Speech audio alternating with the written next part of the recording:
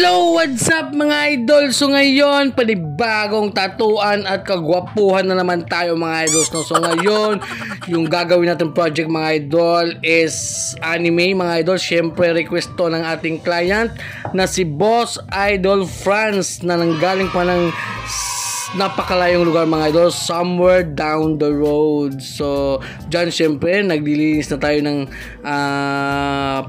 naglilinis na tayo ng ano dyan, ng part kung saan natin ilalagay yung tattoo, no? So yun, at syempre ang request nga pala ng design ni Boss Idol France dito is Zoro. So yun, Zoro nga yung request niya. So syempre gagawin natin yan. So abangan nyo yung final result namin dito mga idol ha.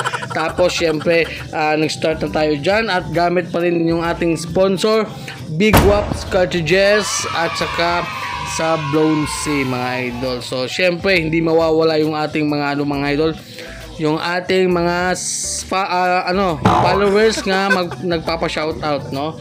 So syempre unahin na natin dito si Chad Tattoo, pa-shoutout idol newbie Cabanatuan City. Shoutout sa lahat ng taga Cabanatuan City at lalo na ni Chad Tattoo. Kung gusto niyo magpatato ni Chad, so contact niyo lang siya mga idol.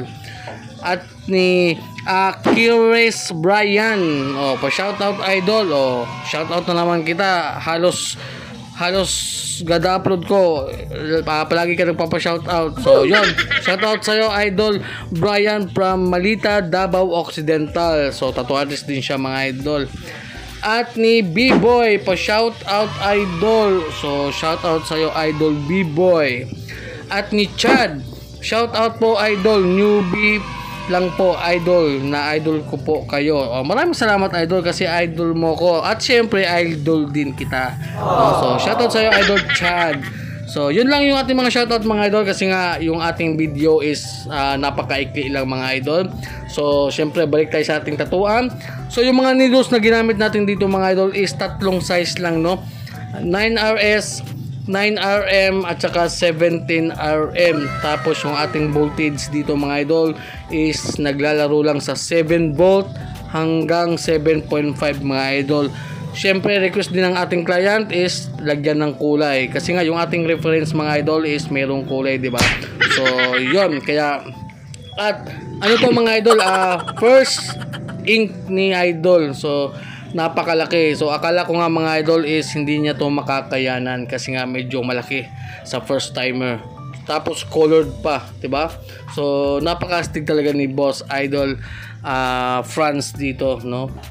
At dito na part mga idol is nag-highlights na tayo. Syempre gamit pa din yung ating 9RS. So yun mga idol, natapos na pala tayo. So yun, no, si Idol France nga napakagwapo parang ako. So yun mga idol, after ng almost 6 hours of session mga idol, so ito na yung aming final result. So Zoro, hindi ko familiar masyado sa anong anime ito mga idol, basta kayo na yung mag-search dyan. So yan yung aming final result. Yun nga, 6 hours of pain mga idol. So talagang nagustuhan to ni Idol France. At syempre sabi niya magpapadagdag pa daw siya sa next session namin. So yun, talagang nagustuhan niya mga idol. Very satisfied clients. Yun yung sabi niya mga idol. So you know, Zoro. So again, kung umabot kayo hanggang dito mga idol, don't forget to like, comment, and share. At syempre, yun lang.